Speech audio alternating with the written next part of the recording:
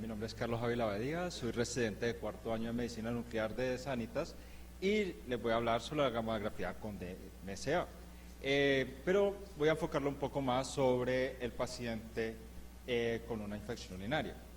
El fundamento del estudio es que en el momento en el que el clínico tiene una sospecha de que el paciente tiene alguna alteración a nivel de la corteza renal, o que puede ser ya sea por un proceso infeccioso, fisiológico, alguna alteración anatómica, nosotros tenemos como estudio la gamografía con DMSA.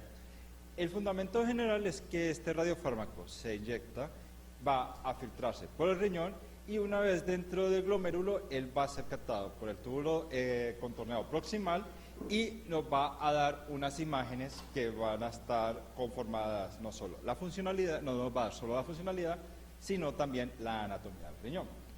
Entonces, el DMSA es el ácido dimercaptosuccínico. Realmente es gracias a que él es captado por la corteza, tenemos una relación corteza-médula de 22:1 y hace que tenga una eliminación muy escasa, aproximadamente el 10% a los 60 minutos de inyectado. Pero esto no es equivalente a que el paciente tenga mayor radiación, ya que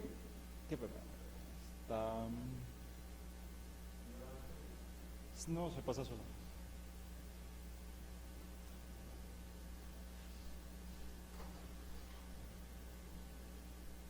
Listo.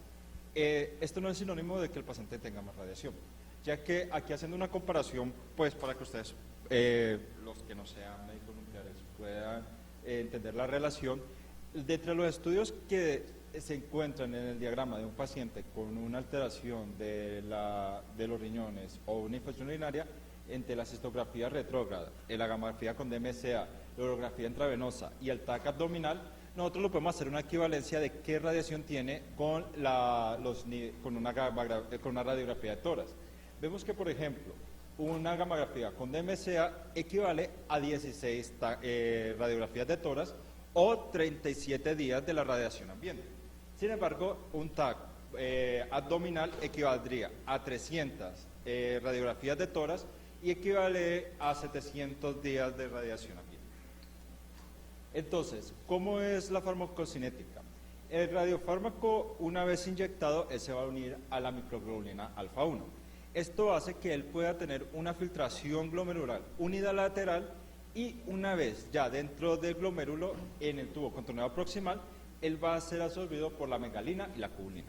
Esto va a generar que él se encuentre dentro de la corteza, que es lo que al final nos va a dar las imágenes y nos van a dar la información que necesitamos. Y no tengamos tanto que retrogradamente se vea filtrado nuevamente por el glomérulo o que pueda continuar por el tubo contorneado hacia la asa descendente de Helen. Nosotros tenemos varias indicaciones. No solo está para la infección urinaria, podemos utilizarla, aquí se la voy a comentar a continuación, sino que tenemos que tener en cuenta es cuándo pedirla. Lo importante es la fecha. Por ejemplo, si nosotros tenemos una alteración anatómica que se hizo de una ecografía prenatal, nosotros tenemos que esperar a los 3 meses para continuar para hacer el estudio y de esa manera ver si estas masas son funcionantes o no. Si en un paciente le queremos estudiar que tenga una infección urinaria aguda, nosotros tenemos que realizarla a la semana desde el inicio de los síntomas. En cambio, si queremos evaluar que después de esta infección urinaria ha tenido una secuela o un daño renal, tenemos que esperar a 6 meses desde la infección para poder tomar las imágenes. El problema es que en los menores realizar estudios de ecografía, citografía son complicados porque no son muy precisos. Esto permite que la gamografía con DMSA tenga la capacidad de detectar 2 veces más defectos que la eco y 4 veces más defectos que la urografía. Tenemos otras indicaciones como es evaluar un tejido renal ectópico, un aporte funcional diferencial para saber cuál de los riñones es el que está aportando realmente funcionando adecuadamente. Los pacientes que tienen una displasia multiquística no funcional para predecir si va a eventualmente necesitar un tratamiento quirúrgico. En los pacientes con una hipertensión secundaria, cuando se quiere buscar que sea de un origen renal, se puede hacer también el estudio. cambios cicatrizales, pero que no sean de etiología infecciosa, que de otros orígenes, pero en general lo que nosotros vamos a hacer es evaluar la masa renal funcional. Ahora, para enfocarnos un poco sobre la infección urinaria, nosotros tenemos varias guías en las cuales nos dan un indicio de cómo hacer el seguimiento, valoración, tratamiento de los pacientes. Y en todas está la gamografía con DMSA. La única diferencia de ellos es en qué momento entramos en la edad del paciente y en qué situación. En general, nosotros la podemos dividir que hay dos pacientes en los que hay que hacerle la gamografía con DMSA. Uno es el paciente que entra con una infección urinaria atípica, es un paciente que empieza, debuta muy enfermo, afebril, que ya sea tóxico, que tenga una falla renal o que la infección urinaria no sea por un organismo como E. coli, sino que sea un organismo atípico. Y los pacientes que tienen una infección urinaria recurrente, que ya pueden ser dos infecciones urinarias del tracto superior o una infección urinaria del tracto superior más una del tracto inferior o tres infecciones urinarias del tracto inferior. Ahora, ¿pero qué tienen en común todas las guías? Todas las guías nos recomiendan que en el primer caso de una infección urinaria, hacer un estudio más allá de una ecografía. Recomienda que el DMSA sea útil más en pacientes que tengan un diagnóstico difícil, en pacientes que tengan una infección urinaria a repetición y una infección urinaria de características típicas. ¿Por qué? Porque lo que vamos a buscar son daños renales estables, evaluar secuelas y eventualmente hacer un direccionamiento de los niños que pueden requerir estudios de reflujo. Ahora, ¿cómo se prepara este estudio? Realmente no necesita una preparación más allá de una buena hidratación del paciente.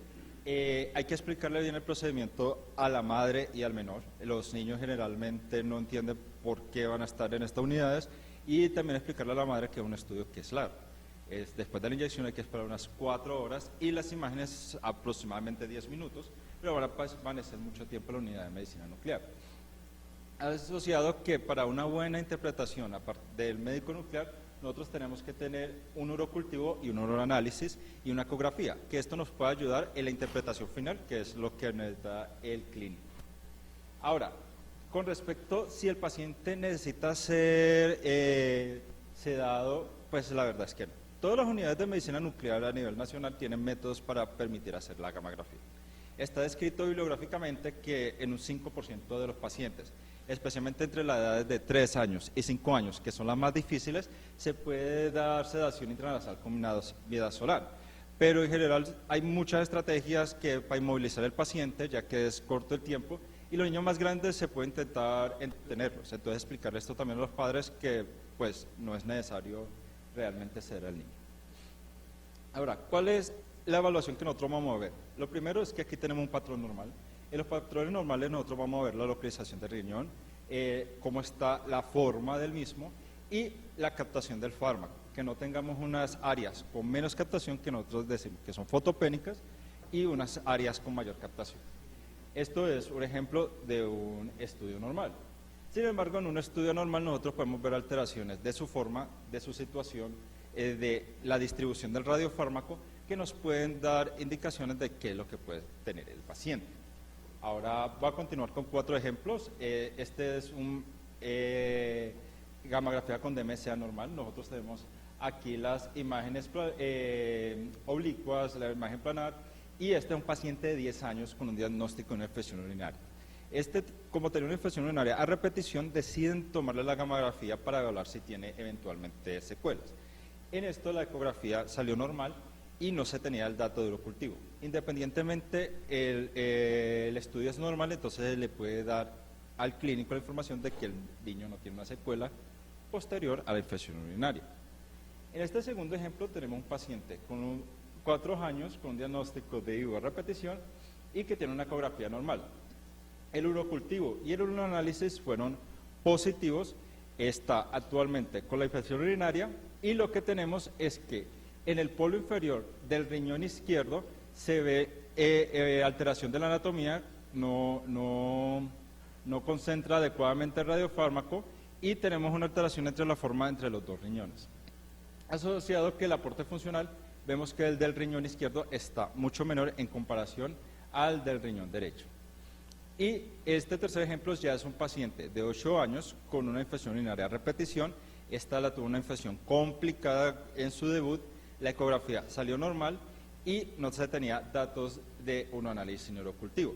El paciente, después de unos estudios, deciden hacerle una gamografía con DMSA el año posterior de la infección urinaria y vemos que en el polo inferior del riñón izquierdo se encuentra una imagen fotopénica, hay una pérdida de la anatomía normal del riñón y el aporte diferencial ha disminuido. Entonces ya hablamos en este caso que el paciente tiene una secuela. Y por último, tenemos un ejemplo de fuente de la Clínica Las Américas. Este es un paciente en el que una ecografía prenatal estaba mostrando una alteración a nivel de los riñones. Cuando se está dando las imágenes oblicuas, da la sensación de que los riñones en el polo inferior se encuentran unidos, pero en las imágenes posteriores no se encuentra bien un cambio anatómico. Ante la duda para el quirúrgico de que esto pueda estar una unión o no, se decide realizar un estudio con CT. No es normal que se haga, pero en el momento de que se encuentre con un diagnóstico difícil, que pueda cambiar el procedimiento quirúrgico y que pueda cambiar cómo se va a intervenir un niño, es prudente poder hacerlo. Y aquí nosotros nos da la información de que, en efecto, el riñón se encontraba unido en la porción inferior de los mismos. Bueno, muchas gracias.